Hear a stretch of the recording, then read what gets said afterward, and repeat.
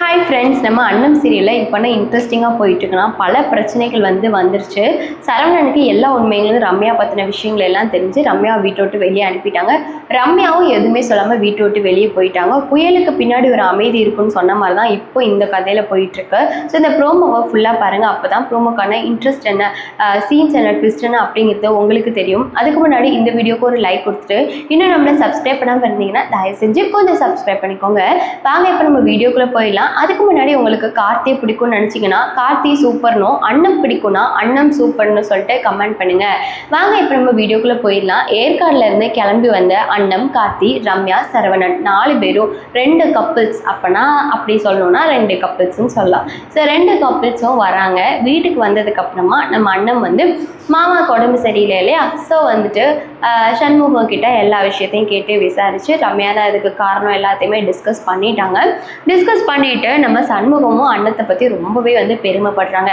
ஏற்காடில் நடந்த ஆபத்து, அங்கே விஜய் பாப்பாவை நம்ம நிலா பாப்பாவை காப்பாற்றினது எல்லாத்தையும் நினச்சி நம்ம கார்த்தியோட அப்பா ரொம்பவே சந்தோஷப்படுறாங்க. அண்ணத்தை ரொம்ப பெருமையாகவும் நினைக்கிறாங்க. இப்போது நம்ம ரம்யாவும் சரவணனும் உள்ளே வராங்க. சரவணன் ரொம்ப கோவமாக இருக்காங்க.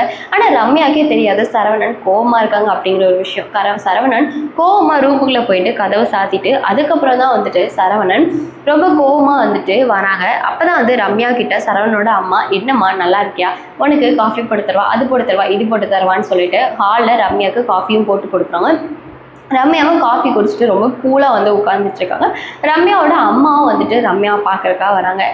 வந்ததுக்கப்புறம் நம்ம ரம்யா, சரி நான் அம்மா கூட போயிட்டு பேசிகிட்டு இருக்கேன் மேலே போயின்னு சொல்லிட்டு ரம்யா மேலே போய் அவங்க அம்மா கூட போய் பேசிகிட்டு இருக்காங்க. அப்போ தான் அவங்க அம்மா கேட்குறாங்க, என்னடி ரெசார்ட்டுக்கு போனால் எப்படி சமாளித்த இந்த சரவணன் பையில அப்படின்னு கேட்டோன்னே, அம்மா அதெல்லாம் ஒரு பெரிய கதைமா, பெருசாக எப்படியும் ஒரு வழியாக அவனை சமாளிச்சிட்டேன். ஆனால் அவனை ரொம்ப ஆசையில் சுற்றி வந்தான். ஆனால் நான் சமாளிச்சிட்டேன். ஆனால் இப்போ அவனோட மூச்சே சரியில்லைம்மா, என்னாச்சு ஏதாச்சுன்னு தெரில அப்படி சொல்லவும், இல்லைடா ரம்யா, நீ 3 நாள் இந்த விஷயத்தை இப்படி தள்ளி போட்டது கண்டிப்பாக சரவணனுக்கு இதில் இஷ்டம் இருக்காது, அதனால சரவணன் உங்ககிட்ட சண்டை போட வாய்ப்பு இருக்கு அப்படின்னு சொன்னோடனே நம்ம ரம்யா, எது சண்டையா, அவனாச்சும் என்கிட்ட சண்டை போடுறதாச்சும், நான் என்ன சொன்னாலும் அவன் பொட்டி பாம்பா கேட்டுருவாம்மா, அதனால இதெல்லாம் எதுவும் நடக்காது அப்படின்னு சொல்லிட்டு நம்ம ரம்யா ரொம்ப ஆசையோடு ரொம்ப ட்ரஸ்டடோடு அவங்க அம்மா கிட்ட சொல்லிட்டு இருக்காங்க. ஆனால் சரவணன் அப்படி கிடையவே கிடையாது.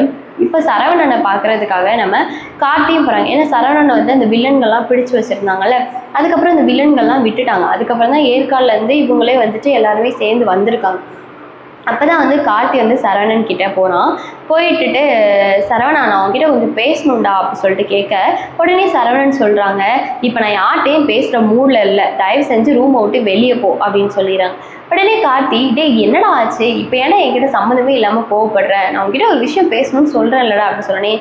ஸோ நீ சொன்னால் உனக்கு புரியாதா, சரி பேசி தொலை, சொல்லி தொலை அப்படின்னு சொல்லிட்டு சரவணன் சொன்னோன்னே உடனே கார்த்தி, சரவணா இங்கே பாடுறா, உன்னை ஏற்காடில் யார்டா வச்சு கடத்துனாங்க, அந்த விஷயம் மட்டும் தெரியல, அந்த விஷயத்தை மட்டும் பற்றி மட்டும் பேசாதடா, இந்த ரெசார்ட்டுக்கு ஏன் போனோம், எதுக்கு இந்த 3 நாள் போனோம், என்னெல்லாம் நடந்து போச்சு அப்படிங்கிறது நினச்சாலே ஆத்திரமாக இருக்குது. என்னோட ஆசைக்கு கொஞ்சம் கூட அந்த ரம்யா மேடம் இடம் கொடுக்கவே மாட்டேங்கிறாங்க. நீயும் அண்ணமும் வேற சேர்ந்துக்கிட்டு எங்களை இன்னும் கொஞ்சம் டார்ச்சர் பண்ணுறீங்க அப்படின்னு சொன்னனே. சரவணா உனக்கு தாண்டா எது விஷம் உள்ள பாம்பு எது விஷம் இல்லாத பாம்புனே உனக்கு தெரிய மாட்டேங்குது. கொஞ்சமாச்சும் நான் சொல்றது இப்பயாச்சும் கேளுடா. உனக்கும் அந்த ரம்யாவுக்கும் ஃபர்ஸ்ட் நைட் நடக்கணும்னு தானே அந்த ஏற்காடுக்கே நாங்கள் வந்தோம். ஆனால் நீ அதை அப்படியே ஆப்போசிட்டாக நினைக்கிற. அந்த அளவுக்கு ரம்யா உன்னை மாற்றி வச்சிருக்கிறது உனக்கு புரியுதா இல்லையா? சரி நீ என்ன நினைக்கிற, உன்னை யார் கடத்துனாங்கன்னு நீ நினைக்கிற, நானும் அண்ணமும் கடத்துறோன்னு நீ நினைக்கிறியா? உனக்கு கடத்த சொன்னதே அந்த ரம்யா தாண்டா. இது போலீஸுக்கும் இந்த விஷயம் தெரியும்.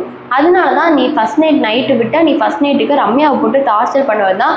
ரம்யா இப்படி பிளான் பண்ணி உன்னை கடத்தி அன்றைக்கி நைட்டு ஃபுல்லாக இருக்க வச்சுட்டு அடுத்த நாள் உன்னை ரவுடிஸ் விட்டுருக்காங்க. உனக்கு இப்போயும் மனம் புரியல. சரி நானும் அண்ணமும் உன்னை கடத்த சொல்லியிருந்தா ஒன்று அடிக்க சொல்லியிருப்போம், இல்லை எங்களுக்கு கெட்டன்னு வந்துச்சுன்னா ஆனால் கொலை பண்ண சொல்லியிருப்போம். சரி அப்படியே இல்லாமல் நீ யோசிச்சு பார்த்தியா, அங்கே நிலா பாப்பா பிரச்சனையில் சங்காட்டிகிட்டு இருக்கு. அந்த நிலா பாப்பா தூக்குறதுக்கே நாங்கள் எப்படி ஓடிட்டு இருந்தோம்னு உனக்கு தெரியுமா தெரியாதா சரவணா?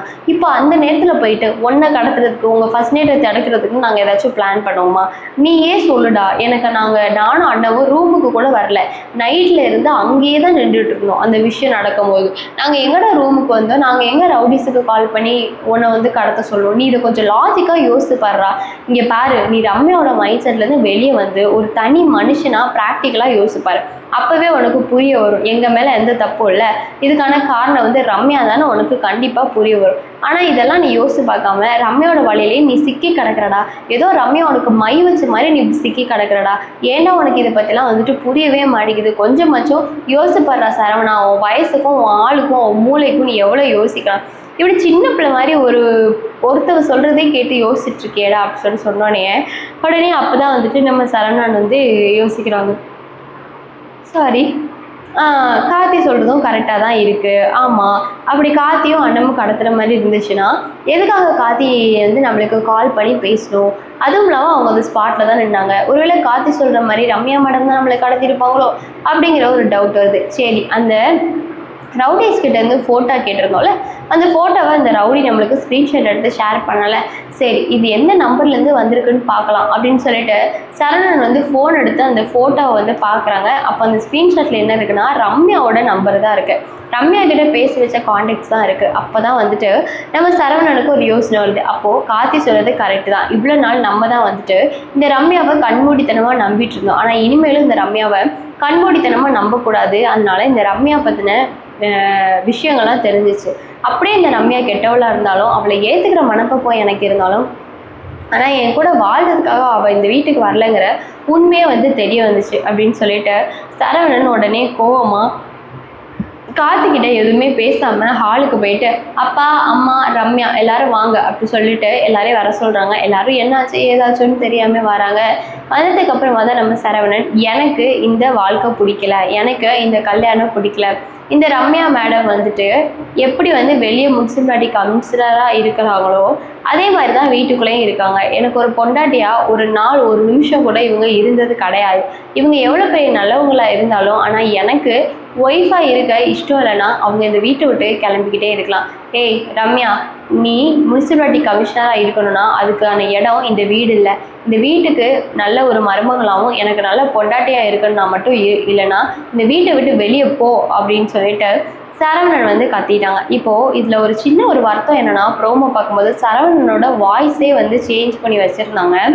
அது என்னன்னே தெரியல. உங்கள் எல்லாருக்குமே வந்து அது தெரிஞ்சிருக்கும். ஆனால் சரவணனுக்கு அந்த வாய்ஸ் தான் ரொம்ப நல்லாயிருக்கும்.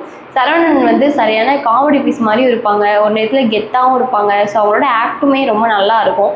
அப்படிங்கிற பட்சத்தில் வாய்ஸ் மாற்றினது வந்து மனசுக்கே ரொம்ப கஷ்டமாக இருக்குது. இந்த வீடியோ யாராச்சும் பார்த்தீங்கன்னா சரவணனோட வாய்ஸை தயவு செஞ்சு மாற்றிடாதீங்கப்பா, கெஞ்சி கேட்டுக்கிறோம். அதே வந்து வாய்ஸ் வச்சுக்கோங்க. இது வந்து வியூவர்ஸோட கோரிக்கை. அதனால அதே வாய்ஸ் வச்சுக்கோங்க. அப்போ தான் வந்து சீரியல் விறுவிறுப்பாக வரும்னு நான் நினைக்கிறேன். நீங்கள் என்ன நினைக்கிறீங்க அப்படின்னு சொல்லிட்டு கமெண்ட்ஸ் மூலமாக ஷேர் பண்ணுங்கள். இந்த வீடியோ பிடிச்சிச்சுன்னா கண்டிப்பாக வந்து லைக் பண்ணுங்கள். நெக்ஸ்ட் என்ன நடக்க போகுது அப்படிங்கிறத கமெண்ட்ஸில் ஷேர் பண்ணுங்கள். டாடா.